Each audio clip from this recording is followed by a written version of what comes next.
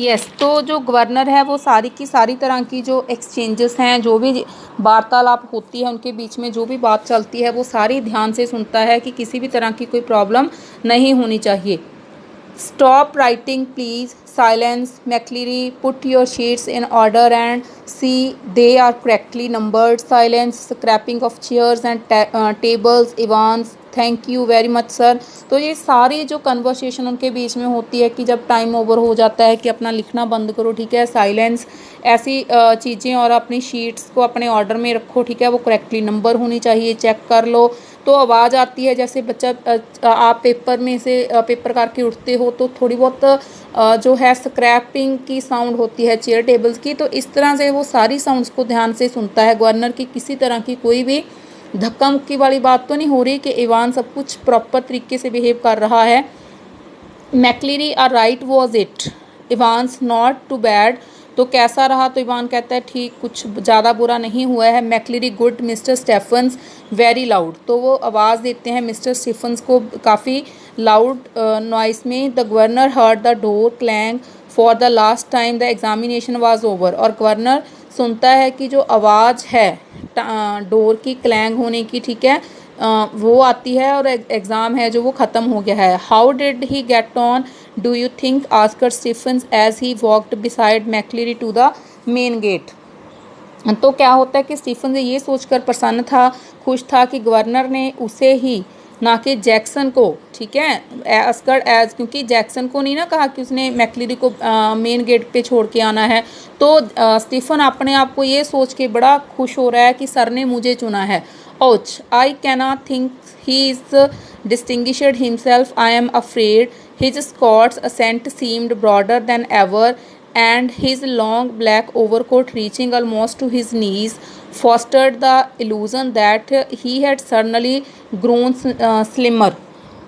और जब वो ऐसा करने जा रहा होता है, ठीक है, उसे जेल को छोड़ने के लिए, तो स्टीफन्स को इस तरह से समटाइम्स उसे लगता है कि जैसे उसने जो पहने हुए हैं ड्रेस कोट है, ठीक है, या कुछ भी उसके नीज तक आ रहा है, तो उसे एक तरह का इल्यूज़न मतलब क्या होता है कि उसे भरम सा होता है कि जैसे वो पहले से ज़्यादा, इल्यूज़न मतलब वहम, ठीक है, कि कहीं वो पहले से ज़्यादा जैसे वीक हो गया हो। Suddenly grown slimmer, Stephens felt pleased that the governor had asked him and not Jackson to see McCleary off the premises. And all in all, morning had gone pretty well, but something stopped him from making his way directly to the canteen for a belated cup of coffee. उनकी जो सुबह थी, क्योंकि सुबह exam था और उसकी वजह से कहीं ना कहीं टेंशन भी थी कि कहीं ऐवान कोई गड़बड़ ना कर दे, तो वो काफ़ी खुश था कि चलो जो सुबह है वो काफ़ी अच्छी निकली है, परंतु किसी भी चीज़ के उसे सीधे कैंटीन जाने के लिए और एक कप कॉफ़ी पीने से रोक दिया। वो कॉफ़ी पीने वाला था उसके बाद में, लेकिन वो नहीं जाता है। वह इवान को केवल एक बार, उसे लगता है कि उसे एक बार और देख के आना चाहिए।